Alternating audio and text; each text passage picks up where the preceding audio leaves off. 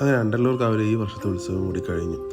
നിങ്ങൾ പല വീഡിയോയിലും അവിടെയുള്ള തെയ്യത്തിൻ്റെയും അവിടെയുള്ള ആഘോഷങ്ങളെയും ചടങ്ങുകളെ കുറിച്ചൊക്കെയുള്ള വീഡിയോ കണ്ടിട്ടുണ്ടാവും. പക്ഷേ അവിടെ ഇങ്ങനെ ഒരു പ്രസാദ വിതരണം നടക്കുന്നുണ്ട്. അത് എത്ര ആൾക്കാർ കണ്ടിട്ടുണ്ട്, എത്ര ആൾക്കാർ കഴിച്ചിട്ടുണ്ട്. ഞാനും സത്യം പറഞ്ഞാൽ അറിയുന്നത് ഈ പ്രാവശ്യം പോയാലാണ് കേട്ടോ. ഇത് ഇന്നലെ ലാസ്റ്റ് ദിവസം നടക്കുന്നതാണ്.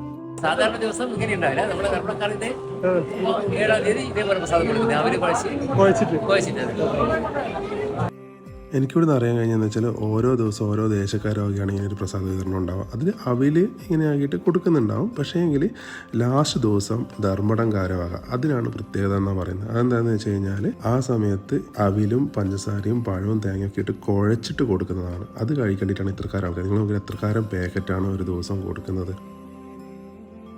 നമ്മൾ അമ്പലങ്ങളിലൊക്കെ പോയി തെയ്യ ഉത്സവമൊക്കെ കാണുന്ന സമയത്ത് അവിടെ നമുക്ക് പ്രസാദം കൊടുക്കുന്നുണ്ടെങ്കിൽ അതും നമ്മൾ കഴിക്കണം. അത് നമുക്ക് പുറത്തുനിന്ന് ഭക്ഷണം കിട്ടാത്തത് കൊണ്ടെന്നല്ല, നമ്മൾ അവിടുത്തെ ആചാരങ്ങൾ അവിടെ ഇപ്പം പറഞ്ഞില്ല, ഇവിടെ അവിലാണ് അവിടെ പ്രധാനമായിട്ട് കൊടുക്കുന്നത്. അവിടുത്തെ ആ ഒരു ദേശത്തിൻ്റെ ഒരു പ്രത്യേകത എന്ന് പറയുന്നത്. അപ്പോൾ അവരുടെ രീതിയിലുള്ള ആ ഒരു ഭക്ഷണം കൂടി കഴിക്കുമ്പോഴാണ് നമ്മൾ ആ ഒരു ചടങ്ങിലേക്ക് പൂർണ്ണമായിട്ട് എത്തുന്നതെന്നാണ് എൻ്റെ ഒരു വിശ്വാസം.